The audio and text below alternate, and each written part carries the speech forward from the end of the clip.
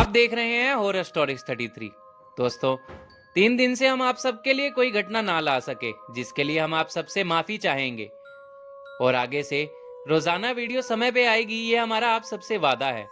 ये एक बात या यूं कहें कि ये घटना मेरे खुद के साथ हुआ एक ऐसा हादसा है जिस पर ना तो किसी और को विश्वास हुआ और ना ही मेरे अपनों को। तो चलिए जानिए आप भी दरअसल हुआ क्या था।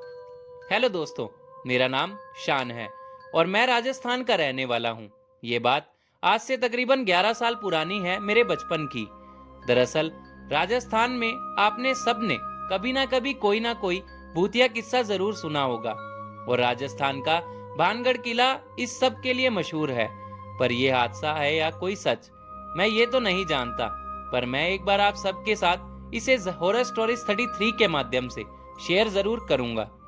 तो हुआ कुछ यूं था कि मेरे पिताजी ने यहीं राजस्थान में एक प्लॉट लिया और उसी के पास में ही उन्होंने एक मकान भी किराए पर ले लिया, ताकि जितने समय में हमारा मकान बन के तैयार होगा तब तक हम यहीं प्लॉट के पास में रह सकें। और ऐसे ही हमने अपना 2 दिन में पूरा सामान हरियाणा से राजस्थान में अपने मकान में शिफ्ट कर दिया। और आज हमारे घर का पहला दिन था। दिन में तो सब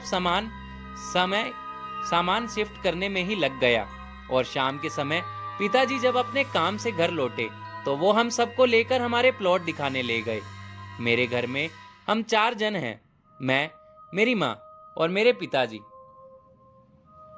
जैसे ही हम प्लॉट देखने गए तो रास्ते में पिताजी ने हमें बताया कि आज से लगभग 28 साल पहले इसी मकान में जहां हम आज के समय में रह रहे हैं, यहाँ पर किसी 2 व्यक्तियों ने फांसी लगाकर अपनी जान दे दी थी।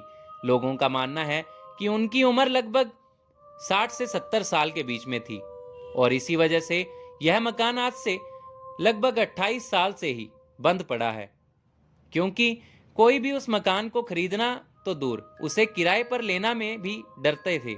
शायद यही वजह थी कि मकान मालिक ने यह मकान हमें बहुत कम किराए पे दे दिया।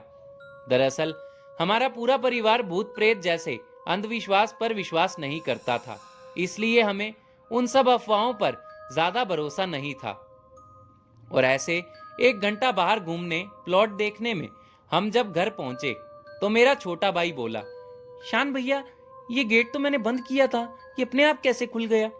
मैंने बोला, भाई तू जल्दी जल्दी में बंद करना भूल गया होगा। और ज्यादा इस बात पर गौर ना करते हुए हम सब अंदर अपने अपने कमरों में आ गए। और रात होते ही अचानक से जब मम्मी खाना बना रहे थे तब लाइट चली गई, तो पिताजी ने एक बैटरी टॉर्च रसोई घर में जला दी और हम सब ऊपर घर की छत पर आ गए।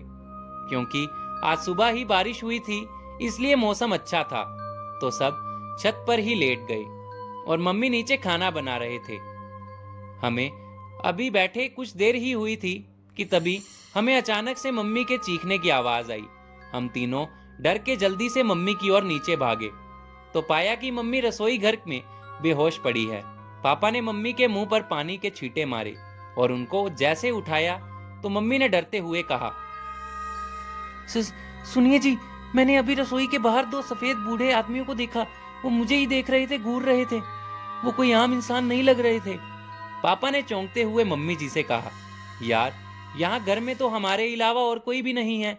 हाँ, शायद मैंने तुझे जो 2 आदमियों का बताया था, हो सकता है वही तेरे दिमाग में चल रहा हो।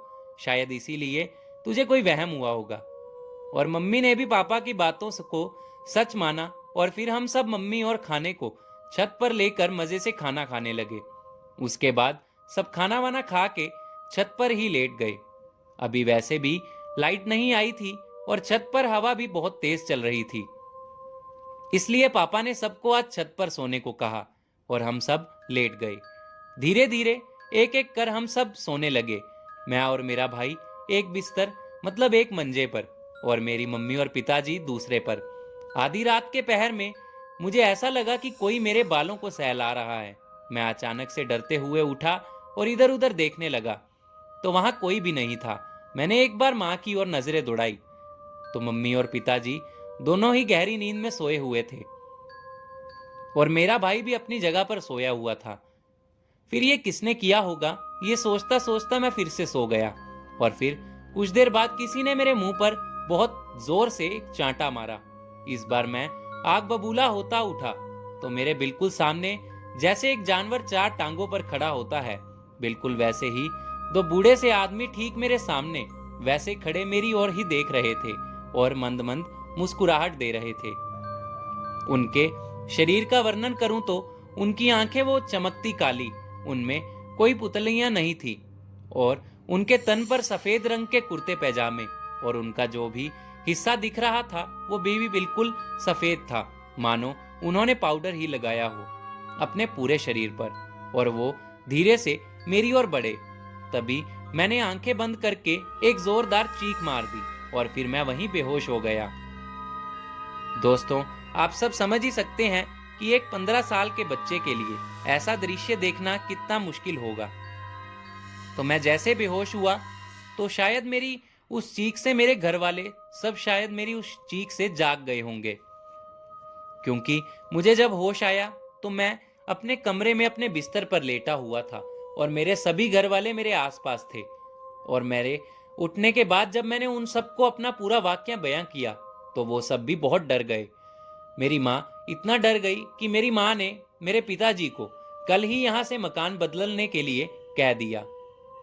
अब कहा माता जी ने था, इसलिए पिताजी मम्मी की बात को कैसे टाल सकते थे, इसीलिए हमने अगले दिन ही अपना मकान वहां से शिफ्ट कर लिया और एक नए मकान में किराए पर रहने लगे।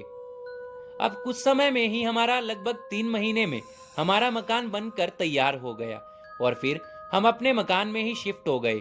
अब हम अपने मकान में रहते हैं और धीरे धीरे मेरी उम्र बढ़ती गई और कब 11 साल इस बात को बीत गए हमें पता भी नहीं चला। और फिर इसी मौत के मंजर ने खुद को दोबारा से दोहराया। तो दोस्तों, क्या हुआ उनके साथ जानने के लिए कल कहानी के दूसरे भाग को जरूर देखें और मिलते हैं कल इसी कहानी के दूसरे भाग में। तो चलिए, अपना ध्यान रखिए। Bye and take care.